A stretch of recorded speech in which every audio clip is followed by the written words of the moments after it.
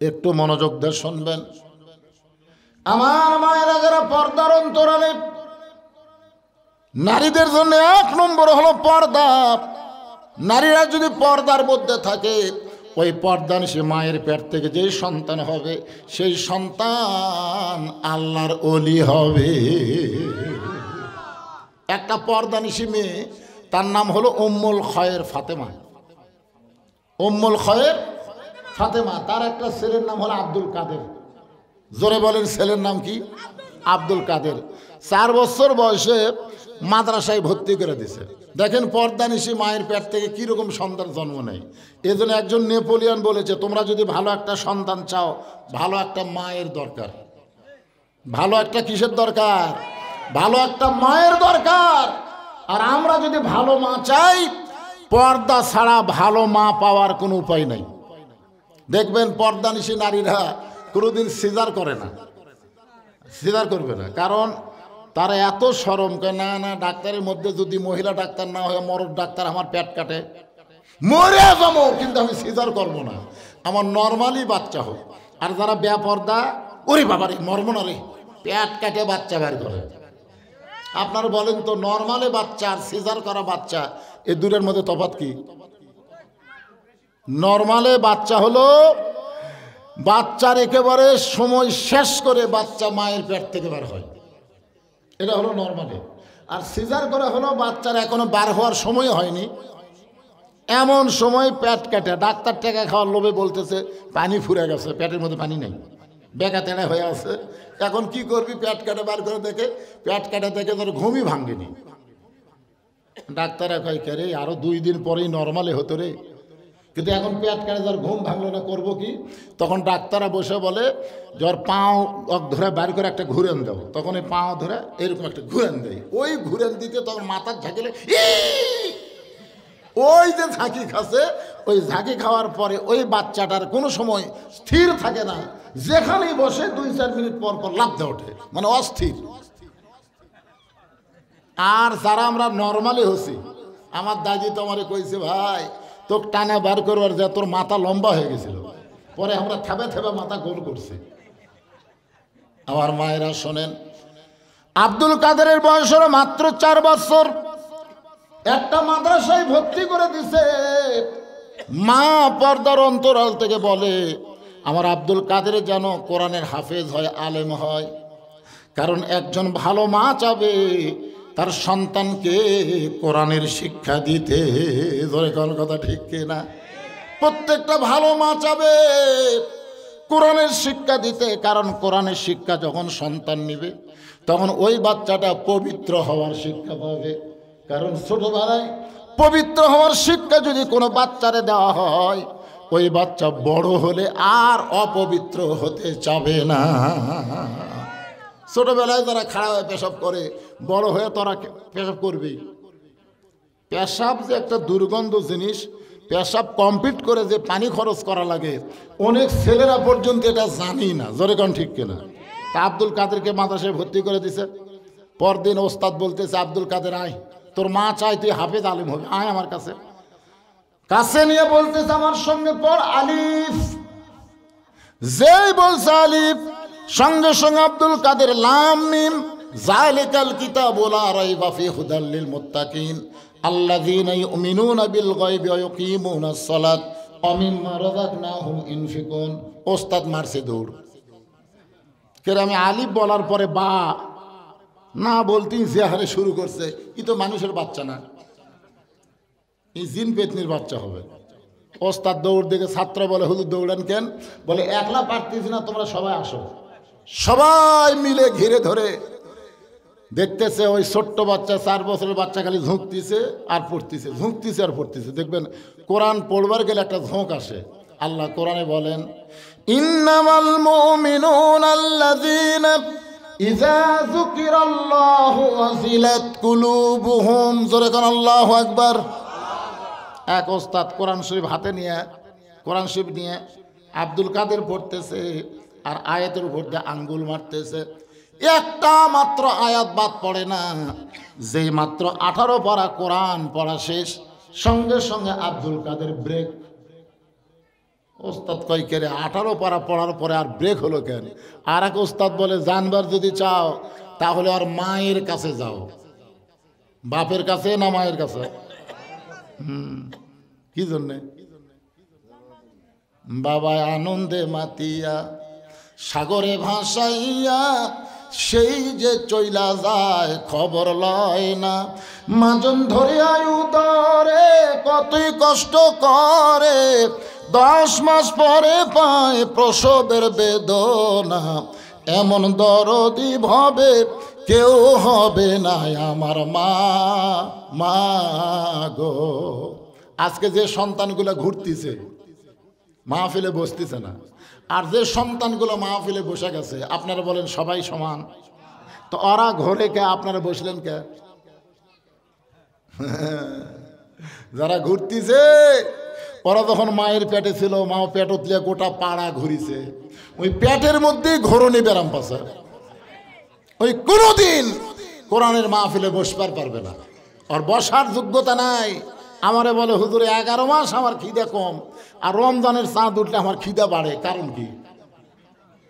আমি বললাম রমজানের চাঁদ উঠলে তোর খিদা বাড়ে কারণ কি? তোর কে মা বাঁচাতে? কয় হ্যাঁ। তো মায়ের কাছে যা। তো তোর মা কেমনে জানবে? আরে যাস না কেন? ও আমার কথা মতো মাকে গিয়ে বলছে, মা 11 মাস আমার খিদা কম, কিন্তু রোজার চাঁদ উঠলে আমার খিদা বাড়ে কেন? মা বলতেছে তোর দাদি এই সর্বনাশ করছে, তোর দাদি। তুই যখন আমার পেটত আসলি তখন তোর দাদি আমারে কইছে, বৌমা এবছর রোজা থাকা যাবে না, রোজা থাকলে তোমার পেটের সন্তান শুকা যাবে। খালি তুই কি তাজা তোর জন্য রোজা না রাখ আমি খাসি রে।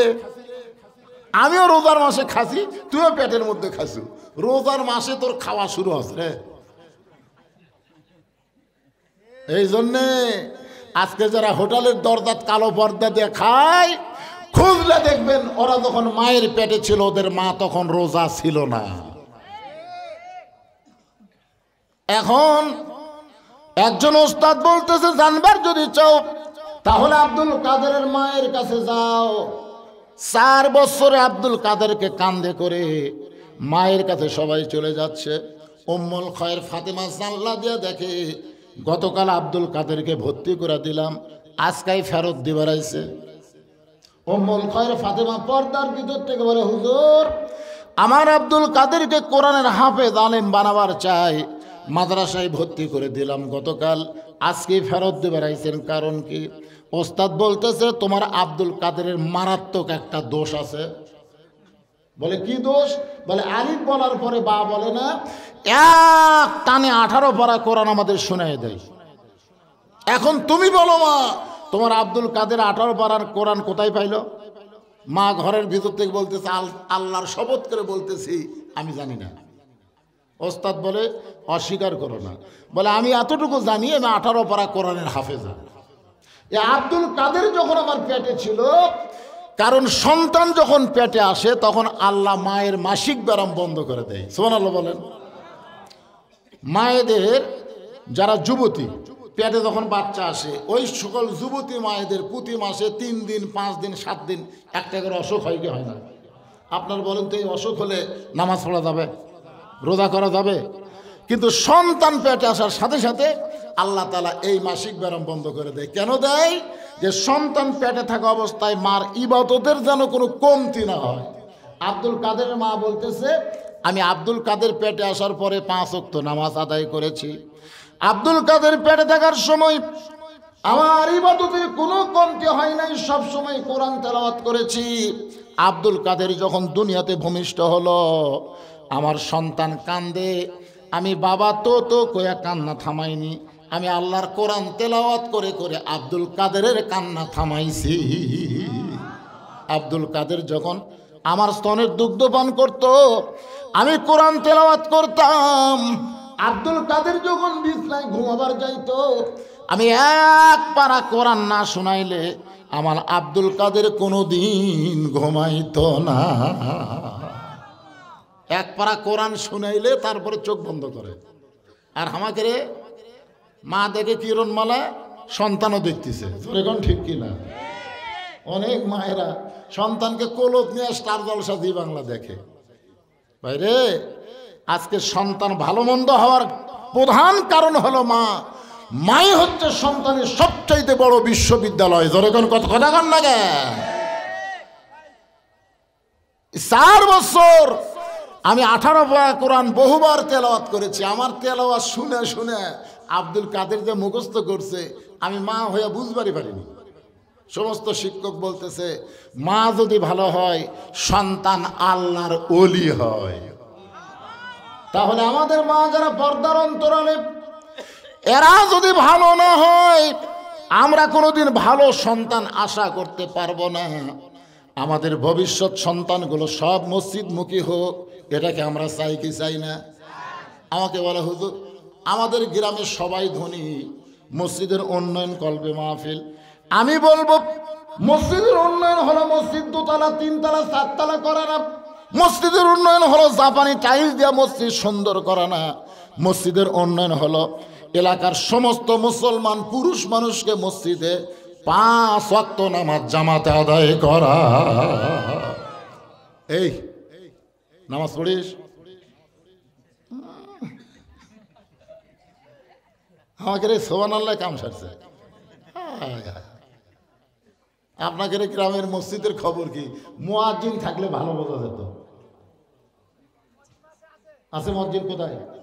কোনটা?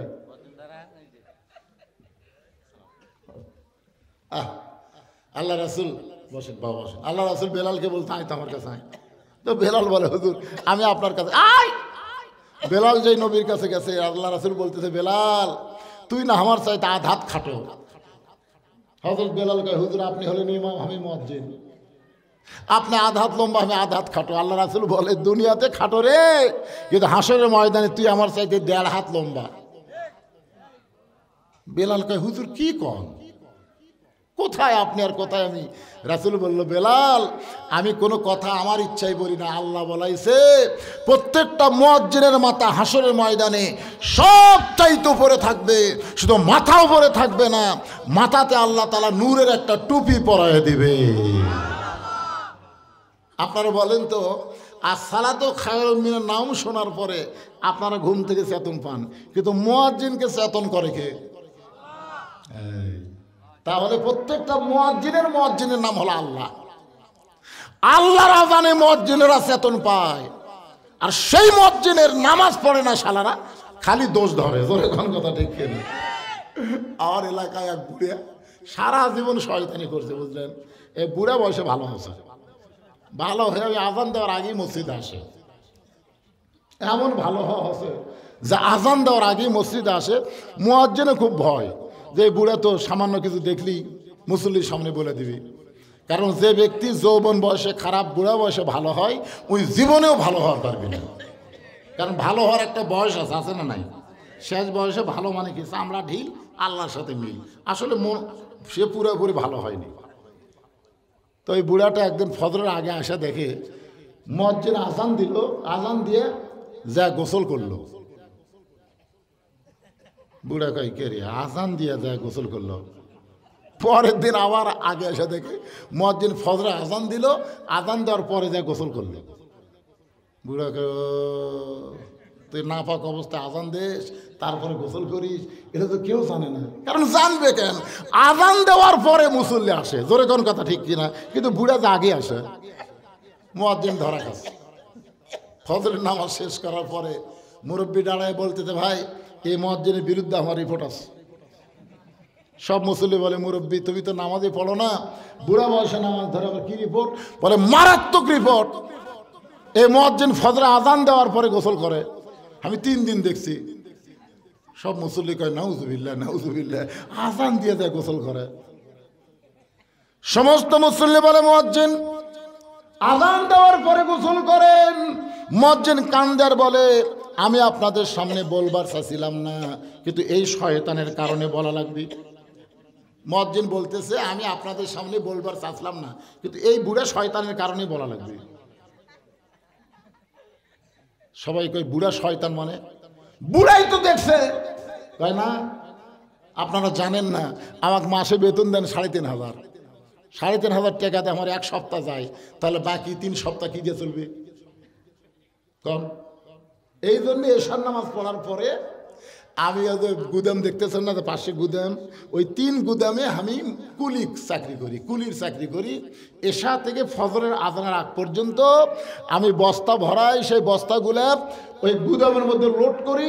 এইগুলা লোড করবার যে আমার শরীরে ওই বস্তার ময়লা ভরে গাও ঘামে যায়, ওই ঘামা গায়ে এই শালা বুড়ের জন্য ভয়ে আজান দেয় যে সামান্য সময় কম বেশি হলে তুই রিপোর্ট করবি, এই জন্য আর ভয়ে আজান দিয়ে, আজান দেওয়ার পরে তারপরে আমি যা গোসল করি। সমস্ত মুসল্লি কান্দার বলে, রে আই বুড়া রে। আজকে মুয়াজ্জিন বলতে পারবে মসজিদ বড় করার দরকার আছে না নাই? খালি জুমার দিনে মুসল্লি দেখলে হবে না, 5 ওয়াক্ত নামাজে মুসল্লি হওয়া লাগবে। জোরে কোন কথা ঠিক কি না? কথা কন। হ্যাঁ, দোতলা করতেছে কি জন্য? দোতলা এত মুসল্লি হুজুর আটে না। তো ফজরের খবর কি? এক কাতারে হয় না। জোহরের খবর কি? সব নাওয়া হয়ে গেছে। আসরের খবর কি? হাট বাজার করতেছে। মাগরিবের খবর কি? ফেরত আছে। আর খবর কি? ফজরও যায়, এসব তাই। তো মসজিদের মধ্যে কয় কাতার? 11 কাতার। এখন পর্যন্ত 1 কাতারই মুসল্লি হয় না, তাহলে দোতলা করবা কেন? তখন বলতেছে ওই যে জুমার দিন সবার শেষে আসা আগে যায়, ওই শালাকের জন্যই দোতলা করা লাগতেছে। জুমার দিনে সবার শেষে আসা আগে যায়, এরা কিন্তু মুসল্লি না। এদেরকে আল্লাহ কোরআনে বলেছেন ফাওয়াইলুল লিল মুসাল্লিন। এরা নামাজ নিয়ে আল্লাহর সঙ্গে মশকরা করে, এরা নামাজ পড়তে আসে না। দেখবেন জুমার দিনে সবার শেষে আসা আবার আগে বের হয়ে যায়। গোটা সপ্তাহ আর এদেরকে মসজিদে দেখা যায় না। এরা আবার রমজান মাসে যেটি ফ্যান সেটি যায় নামাজ। জোরে কোন ঠিক কিনা? দেখবেন রমজানের প্রথম দিকে এরা আবার একটা যায় নামাজ দিবি, আতর দিয়ে যায় নামাজ দিয়ে একের পাঞ্জাবি গাঁত দিয়ে যেটি ফ্যান আছে ওটি ওটা যায় নামাজ দিতেছে। যারা সারা বছর নামাজ পড়ছে ওরা চান্স নাই। হায় ওরা সামনে কাতারে বসে গেছে। হায় সর্বনাশ। প্রথম 5-7 দিন ভালোই দেখা যায়, তারপরে তখন আস্তে আস্তে ওই শালার আর নাই। কেড়ে কুটি গেল রে নাই। আবার শেষের দিকে যায় ওরা আবার ফেরত আসে। জোরে কথা কন না কেন? আপনাদের এলাকা তো এরকম আছে, আমার এলাকার কথাই বলতেছে। হায় হায় হায়। কি মুয়াজ্জিন সাহেব খবর ঠিক আছে? খবর ঠিক আছে। আজকে এই মসজিদের উন্নয়ন বলতে আপনারা কি বুঝতেছেন? হ্যাঁ, সমস্ত মুসল্লিরা ধনী, সব মানুষ এই গ্রামের ধনী। মসজিদ এরকম থাকবে কেন? আপনারা বলতেছেন মসজিদ আমরা জাপানি টাইলস দিয়ে মুড়ে দেবো, সেই রকম সাইজ করবো, মডেল মসজিদ বানাবো। খালি মডেল মসজিদ হলে হবে না, মডেল মুসল্লি হওয়া লাগবে। জোরে কোন কথা ঠিক কিনা? মডেল মুসল্লি বোঝেন? আল্লাহ রাসূল আসরের নামাজে ইমামতি করবেন। হযরত বেলাল আকামত দিচ্ছেন। এমন সময় রাসূল তাকায় দেখে ডান পাশে একজন সাহাবী তখনও বসে আছে। বেলাল যখন বলে কদ কামাতিস সালাহ, এরপরেও ওই সাহাবী বসে আছেন। আল্লাহ রাসূল বললেন কুমু লিল্লাহি কানিতিন। সাহাবীরে, মুয়াজ্জিন আযান দেয়, তুমি নামাজের জন্য দাঁড়াও, তুমি বসে আছো কেন? সাহাবী কান্দের বলে রাসূলুল্লাহ, আমি দাঁড়াবার চাই, কিন্তু 3 দিন হলে না খাওয়ার কারণে আমার দেহ এত দুর্বল হয়ে গেছে, আমি দাঁড়াবার চাই কিন্তু আমার মাথা চক্কর দিয়ে ওঠে। আল্লাহ রাসূল বললেন ওসমান, নামাজ যখন শেষ হবে তোমার এই ভাইটাকে তুমি এমন খাবার দিবা আর যেন না খেয়ে থাকা না লাগে। বাজান, আল্লাহ রাসূল বললেন আজকে তুমি বসে নামাজ পড়ো, নামাজ শেষ হওয়ার পরে ওসমানের কাছে যাবা, ওসমান এমন দেওয়া দিবে তোমার আর না খেয়ে থাকা লাগবে না। সাহাবী কান্দের বলে রাসূলুল্লাহ, আমি বসে নামাজ পড়লে কি হবে? আমার ঈমান বলতেছে ইয়াকা নাবুদু ওয়া ইয়াকা নাস্তাইন, আমি যে আল্লাহর ইবাদত করি সে আল্লাহ আমাকে সাহায্য করবে। যতক্ষণ পর্যন্ত আমার ঈমান বলবে আল্লাহ সাহায্য করবে, আমি না খাইয়া মরে যাব, কিন্তু আমি আল্লাহ বাদ দেয়া ওসমানের কাছে যাবার পারবো না। জোরে বলেন সুবহানাল্লাহ। একমাত্র নামাজই পারে মানুষকে আল্লাহর সঙ্গে বান্দার সম্পর্ক করে দিতে। আল্লাহ রাসূল বলেন, তোমরা যখন কবরে যাবে, কবরে যাওয়ার পরে প্রথম প্রশ্ন করা হবে মান রব্বুকা, তোমার রবকে। প্রথম প্রশ্ন হবে মান রব্বুকা, তোমার রবকে। সঙ্গে সঙ্গে আপনার নামাজ আপনার পক্ষে দাঁড়িয়ে যাবে। মুনকির নাকিরকে নামাজ বলবে, এ মুনকির নাকির, যেই মানুষটা আরামে ঘুম দিল তাকে কিসের প্রশ্ন করতেছ? মুনকির নাকির বলে, তুমি কে? আমরা যাকে প্রশ্ন করব সে তো ঘুম পাড়তেছে, নামাজ বলতেছে, তাই ঘুম পাড়বে, তার পক্ষে আমি উত্তর দিবার চাই। মুনকির নাকির বলে, তাহলে বলো মান রব্বুকা। নামাজ বলতেছে, তাহলে শোনো, যেই লোকটা মসজিদের মধ্যে ঢুকে নামাজের নিয়ত করার পরই আলহামদুলিল্লাহি রব্বিল আলামিন বলেছে, যেই লোকটা রুকুতে গিয়ে বলেছে সুবহানা রব্বিয়াল আযীম, যেই লোকটা সিজদায় গিয়ে বলেছে সুবহানা রব্বিয়াল আলা, দৈনিক কত রাকাত নামাজ পড়েছে, কত ওয়াক্ত নামাজ পড়লো সারা জীবন, তোমরা কি হিসাব দিবার পারবা? মুনকির নাকির বলতেছে, আমাদের কাছে কোনো ক্যালকুলেটর নাই। নামাজ বলতেছে, তাহলে রব রব করি তো দুনিয়া থেকে কবরে আসলো, তাকে আবার মান রব্বুকা প্রশ্ন কেন করতেছ? মুনকির নাকির বলে, আল্লাহ তোমার বান্দাকে মান রব্বুকা প্রশ্ন করার সাথে সাথে নামাজ যে খেপছে, আমরা এখন কি করব? আল্লাহ বলে, নামাজ নিয়ে যে কবরে আইলো তার রবের উত্তর হইয়া গেছে। আর নামাজ ছাড়া যারা যাবেন, আজকে কারা কারা ঈশার নামাজ পড়েননি? হাত তুলবার কম না, না না, কারা কারা ঈশার নামাজ পড়েননি? আচ্ছা, আপনার ফজর পর্যন্ত বাঁচার গ্যারান্টি দেন তো দেখি। একটা লোক বলেন, হুজুর এশা পর্যন্ত কি আছে হুজুর, গ্যারান্টি আছে? তাহলে এক পলকের নাই ভরসা, মিশে সকল আশা, কখন বুঝি দারুণ ঝড়ে ভাঙবে তোমার বাসা। মিশে মায়াই বন্দি থাইকা, মিশে মায়াই বন্দি থাইকা, করলাম কত খেলা, পশ্চিমে তাকিয়া দেখো তোমার জীবনের ডুইবা গেছে বেলা। ফাঁসির আসামি না চা খাচ্ছে আর হাসতেছে, অমুকের ফাঁসি হলো, অমুকের ফাঁসি হলো। হুজুর আপনাকে বড় হুজুরের কি হবে? বড় হুজুর মানে বুঝতেছেন না? 50 বছর যিনি কোরআনে তাফসির করে জেলখানার থেকে হাসপাতালত যে মরল, হ্যাঁ সাইদি হুজুর। আমরা কিন্তু একটা গজল গাই, আল্লামা সাইদি তুমি মরনি, শহীদ হয়েছ আমরা এটাই জানি। কথা কয় না, কথা কয় না, কথা কয় না। হুজুর কি অমুকের ফাঁসি হলো, অমুকের ফাঁসি হলো, বড় হুজুরের কি হবে? তখন আমি চা লাখ কলম 2 কাপ চা দিতে, তামাক কয় হুজুর 2 কাপ কেন? 2 কাপ রে, বড় হুজুরের কি হবে সেটা শুনবো না। তা আমি কলাম, পাগলা, ফাঁসি যাদের হবে, তুই যে ফাঁসির আসামি নিয়ে টেনশন করতেছিস, তাদের কিন্তু তারিখ আছে, যে অমুক তারিখে ফাঁসি হবে। তারিখ আছে, কতক্ষণ তারিখ আছে না নাই? আপনি বলেন, যার তারিখ আছে সে কি সাইজ হয় না বেসাইজ হয়? এই যে কি শিকদার, এরশাদ শিকদার, এই যে কত বড় খারাপ, ওকে তখন ফাঁসি দিবি যায় দেখো নামাজত খাড়া হয়ে আছে, জানেন? কারণ এরশাদ শিকদার জানে কিছুক্ষণ পর আমার ফাঁসি হবি রে, আমি তো বহু পাপ করছি। ওই যখন ফাঁসির দড়ি গলার দিচ্ছে তখন লা ইলাহা ইল্লাল্লাহ বলতেছে। দেখেন, এরশাদ শিকদারের মতন একটা পাপী ফাঁসির তারিখ জানার পরেও ওই সাইজ হয়ে আর ফাঁসি হলো। কথা কন না কেন? আর যারা আমরা মরবো, এটা R15 দেখালি সেই রকম এই করে হুন্ডা ফেলে, ট্রাকের সাথে বাজে গেছে, পরের এক বাস মারা দিছে। আল্লাহ কর টাইম পাসা। তাহলে চিন্তা করে দেখেন, ফাঁসির আসামির তারিখ আছে, মরার আসামির কোনো তারিখ নাই। আমার সামনে যত লোক আপনারা বসে আছেন, আপনারা কিসের আসামি? মরার। জোরে বলেন, কিসের আসামি? যে কোনো সময় যদি আমাদের মৃত্যু হয়, তাহলে যারা এশার নামাজ পড়েন নাই, মাগরিবের নামাজ পড়েন নাই, এখন ফজরের নামাজ পড়বেন না চিন্তা করতেছেন, আজকে আপনারা তওবা করেন।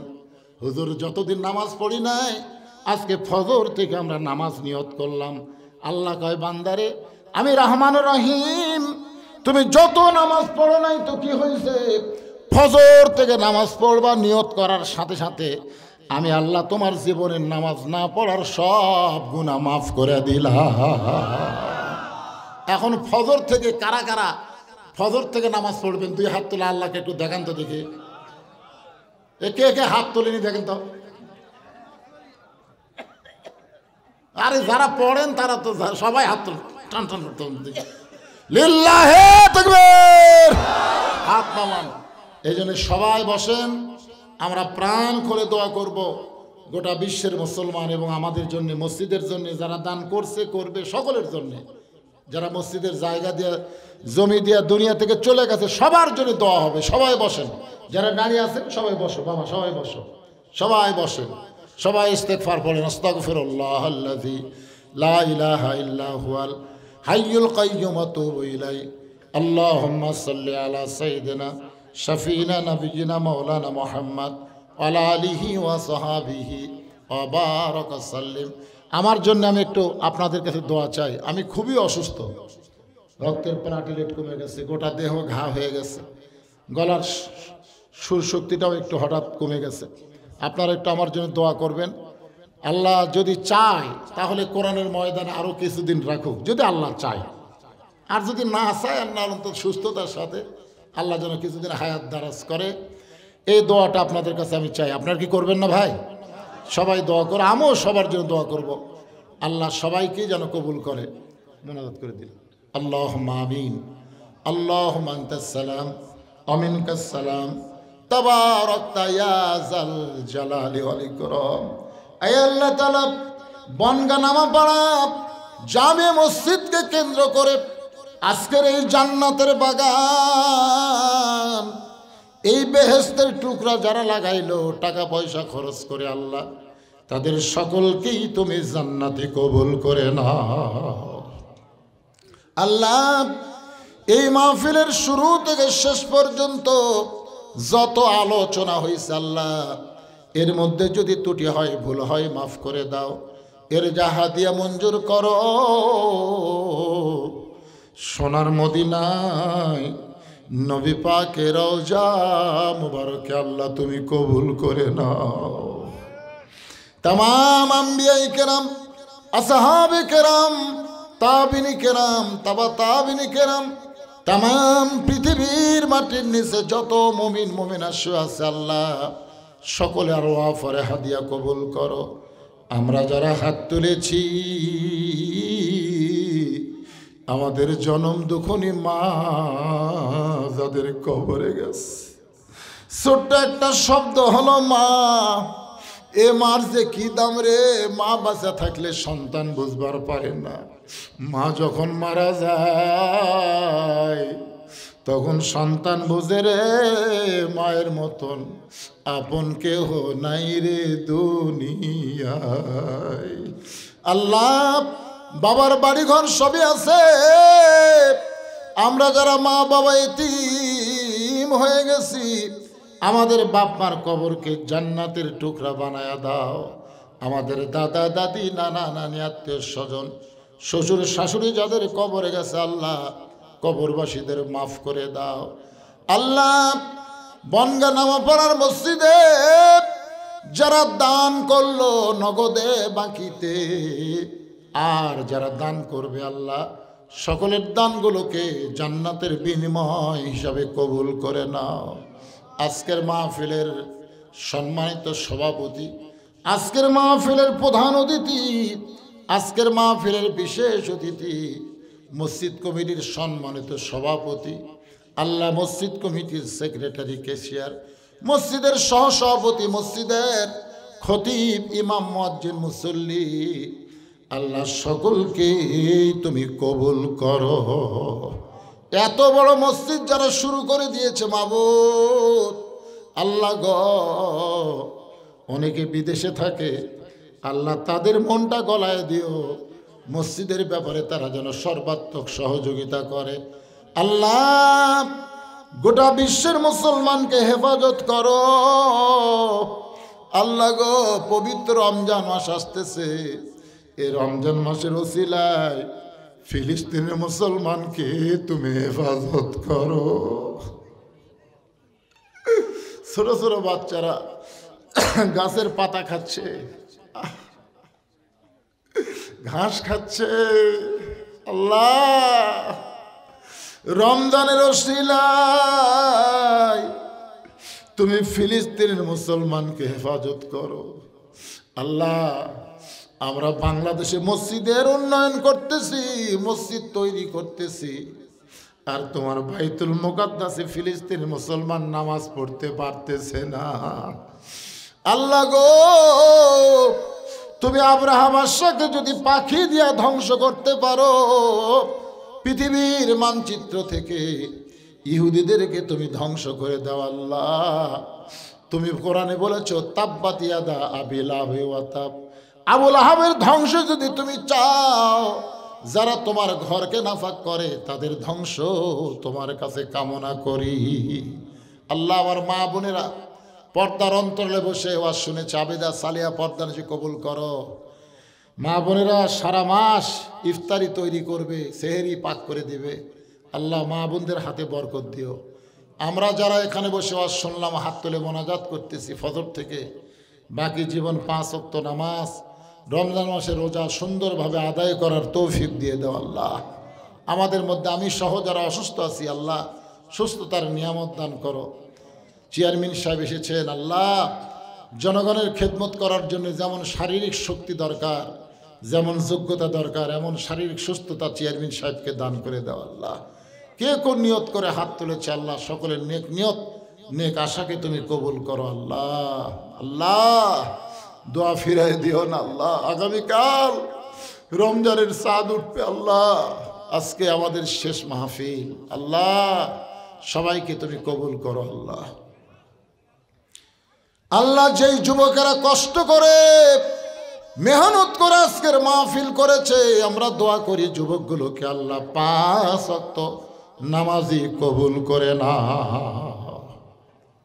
সমস্ত যুবকগুলো আমির আমিন করো, বাজান হইচই করো না। যুবকগুলোকে রমজান মাসে রোজা রাখার তৌফিক দান করো।